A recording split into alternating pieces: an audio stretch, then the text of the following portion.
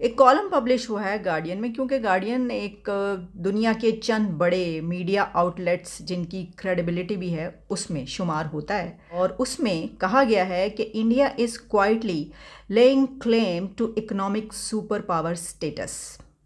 और आज हमारी हालत एक भिखारी की जैसी है। इस वक्त वो कंट्री जो शायद चाइना को भी पीछे छोड़ता हुआ नजर आ रहा है, उसका नाम लिया जा रहा है इंडिया। चाइना बार बार इंडिया को अप्रोच कर रहा है कि इंडिया चाइना के साथ खड़ा हो जाए। हमें ऑफिशियल न्यूज बहुत से देखने को मिल रही है और चाइना बहुत से इस वक्त पापड़ बेल रहा है, लेकिन पाकिस्तान को इसी के साथ साथ धुतकार रहा है। ईरान से जो टमाटर आए थे वो सारे जाया कर दिए कि जी फेंक दिए कि जी वो वहां से ईरान से आए हैं शिया टमाटर। पाकिस्तान की 40% ज़राई ज़मीन बर्बाद हो गई है, 70% आपकी फसलें तबाह बर्बाद हो गई हैं। न्यूयॉर्क टाइम ने एक खबर शाया की है, जिस खबर के मुताबिक दुनिया की स्ट्रॉन्ग इकोनॉमिकल कंट्रीज की लिस्ट जारी की गई, जिसमें सर फहरिस्त इंडिया का नाम था। वहाँ पे जो उन्होंने बातें बताई मैं सारी टीवी पे बता भी नहीं सकता कि उसके बाद कितने बेबस हैं लोग। उन्होंने एक बात कोट की कि उन्होंने कहा कि यार वो बच्चे बेच रहे हैं अपने। कब तक इसी तरह दुनिया से पैसे मांगते रहेंगे और हमारी लीडरशिप ये भिखारियों की तरह कभी उसके आगे हाथ फैलाओ कभी उसके आगे हाथ फैलाओ। तकलीफ तो बहुत होती है देख के। ऐसे मुल्क ने इंडिया की डिमांड की है, इंडिया से हेल्प मांगी है। ये उस लिस्ट में आ चुका है जो आगे सुपर पावर्स की उसमें शामिल होगा। जय हिंद दोस्तों, a very warm welcome to Hindustan special channel. ऐसा अक्सर नहीं होता कि भारत अपनी किसी उपलब्धि के लिए वेस्टर्न मीडिया द्वारा प्रशंसा और मान्यता प्राप्त करे, लेकिन क्या गार्डियन और क्या न्यूयॉर्क टाइम्स सभी भारत का लोहा मान रहे हैं। गार्डियन द्वारा सोमवार को प्रकाशित एक लेख में कहा गया है कि भारत चुपके से आर्थिक महाशक्ति के रूप में उभर आए। पिछले हफ्ते न्यूयॉर्क टाइम्स ने बताया कि भले ही वैश्विक आर्थिक विकास तेजी से धीमा हो रहा है, कई प्रमुख अर्थव्यवस्थाएं मंदी से जूझ रही हैं, लेकिन भारत पर मंदी का कोई असर नहीं हो रहा और भारत ने पहली तिमाही में 13.5% की जीडीपी की वृद्धि दर्ज की गई है। भारत ब्रिटेन को पीछे छोड़ दुनिया की 5वीं सबसे बड़ी इकोनॉमी बन गया है और जल्द ही वह 5 ट्रिलियन की इकोनॉमी बनने जा रहा है। अब दुनिया के प्रमुख अखबारों द्वारा भारत को इकोनॉमिक सुपर पावर की ओर अग्रसर बताए जाने से चीन, पाकिस्तान हैरान परेशान है। एक कॉलम पब्लिश हुआ है गार्डियन में, क्योंकि गार्डियन एक दुनिया के चंद बड़े मीडिया आउटलेट्स जिनकी क्रेडिबिलिटी भी है उसमें शुमार होता है। और उसमें कहा गया है कि India is quietly laying claim to economic super power status. अब इसके ऊपर ऐसा नहीं है कि हमने कभी बात ना की हो, हमने इसके ऊपर तज्जिया किया, लेकिन ये तो हो सकता है कि किसी का अपना अगर कोई पर्सनल एनालिसिस है तो उसके ऊपर कोई दूसरा ये कहे कि ये तो आपका अपना पर्सनल ओपिनियन है, इस पर तनकीद की जा सकती है, इससे इनकार किया जा सकता है, इसको डिनाई किया जा सकता है। वैसे तो गार्डियन में पब्लिश होने वाले आर्टिकल के हवाले से भी हम ये कह सकते हैं, लेकिन क्योंकि दुनिया की चंद बड़े मीडिया आउटलेट्स पे जो पब्लिश होता है, मसलन रॉयटर्स के हवाले से ही कहा जाता है कि उसके ऊपर जो खबर होती है वो कभी भी गलत साबित नहीं होती। तो ये कॉलम, इसमें कुछ ऐसी बातें की गई हैं जिससे ये पता चलता है कि दुनिया के लैंडस्केप पे अगर इकोनॉमी की जब हम बात करते हैं तो उसमें इंडिया किस तरीके से आगे बढ़ रहा है।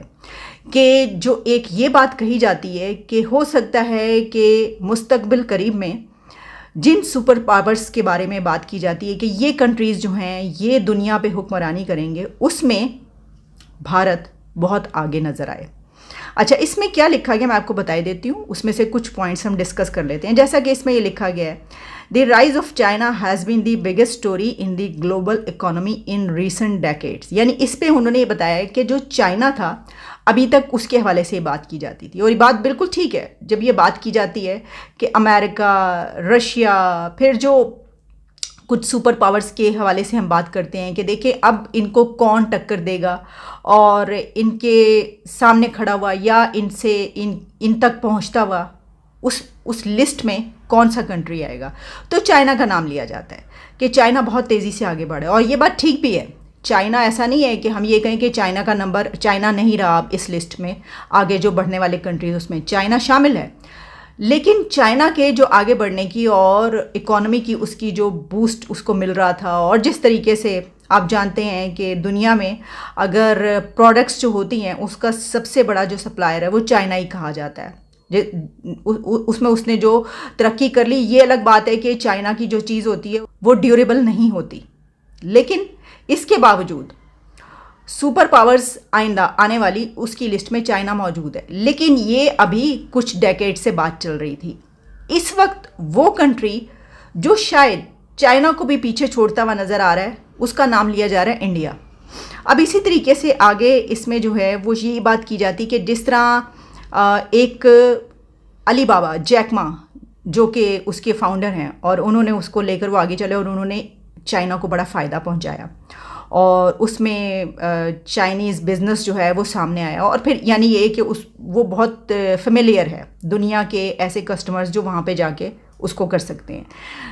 तो अब इंडिया के हवाले से जो नाम लिए जा रहे हैं उसमें एक नाम अडानी का लिया जा रहा है। अब कुछ दिन पहले हमने आपको ये खबर दी थी कि गौतम अडानी के बारे में कहा जा रहा है कि वो एक अब दुनिया की चंद यानी उन्होंने बीट किया है और one of the richest person of this earth उनका शुमार हो गया उसके अंदर। तो ये बात इसमें लिखी गई है कि अब अंबानी और गौतम अडानी ये जैक मा की तरह इंडिया को बूस्ट देते हुए नज़र आ रहे हैं, और rapidly growing working population and the realignment of global supply chains away from China। तो इससे आप अंदाज़ा कर सकते हैं कि वो कौन से इंडिकेटर्स हैं जो किसी कंट्री को आगे बढ़ाते हैं, और फिर ऐसा होता है कि लोग ये कहना शुरू करें, उसके बारे में लिखना शुरू करें कि ये कंट्री जो है वो आगे हो सकता है कि ये उस लिस्ट में आ चुका है जो आगे सुपर पावर्स की उसमें शामिल होगा। अब इसमें वर्किंग पॉपुलेशन तो बिल्कुल ग्रोइंग वर्किंग पॉपुलेशन, वो तो हम अपनी जगह पे बात करते हैं कि जो भारत की आबादी है, पॉपुलेशन है, वो उसके लिए कितना बड़ा सरमाया है। अब बात ये है कि ये सैलाब से 40 अरब डॉलर का नुकसान होता है, और इस 40 अरब डॉलर में जो कल में एक साहब हमारे जो कि बहुत उन्होंने काम किया, मैं नाम नहीं लेना चाहता उनका, उनकी नेकी, यानी वो जो सिचुएशन बता रहे हैं वहाँ पे पानी उतरने के बाद, वहाँ पे जो उन्होंने बातें बताई मैं सारी टीवी पे बता भी नहीं सकता कि उसके बाद कितने बेबस हैं लोग। उन्होंने एक बात कोट की कि उन्होंने कहा कि यार वो बच्चे बेच रहे हैं वो अपने बच्चे बेच रहे हैं, और वो कहते हैं यार ये हमें कुछ दे दो। उनका यार हमारे पास तो ये खाने पीने की चीज़ें हैं, उनका कुछ पैसे दे दे हमें, हमारे मकान गिर गए हैं, ठीक है।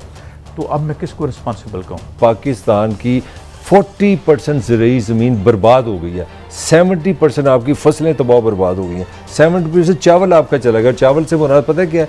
डॉलर। आपको पता है कॉटन की फसल से क्या मुराद है? जब कॉटन की फसल जाती है डॉलर, क्योंकि आप कपास में डील करते हैं, उसमें जाते हैं। तो मेरा सवाल ये कि जब ये तबाही आई है तो सब तबाही तो काजी साहब, ये अभी सैलाब की तबाही तो हमने गेज ही नहीं की। आपने तो अभी तो बड़ी इब्तदाई बात की है, ये तो बड़ी दूर तक जाएगी बात।